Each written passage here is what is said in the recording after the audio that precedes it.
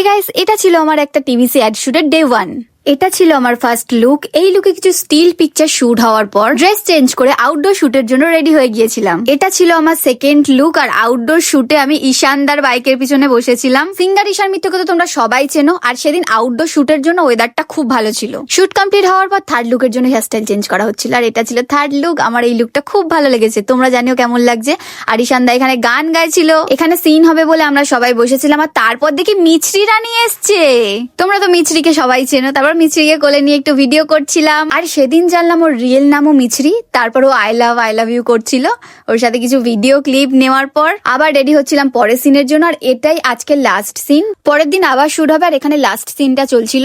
আর last সিনটা complete হওয়ার পর মিছরি তো ড্রেস চেঞ্জ করে নিয়েছিল। ওর একটাই সিন ছিল, তাই বাড়ি যাবে বলে ও রেডি হয়ে নিয়েছিল। পরের দিন ওর শুট ছিল না। আর তোমাদের যদি ভিডিওটা ভালো লাগে সাবস্ক্রাইব, লাইক, কমেন্ট করে দিও, আর ফেসবুকে দেখলে ফলো করে দিও। আর সেকেন্ড দিনে শুটের ভিডিওটা পরের ব্লগে আপলোড করবো। টাটা।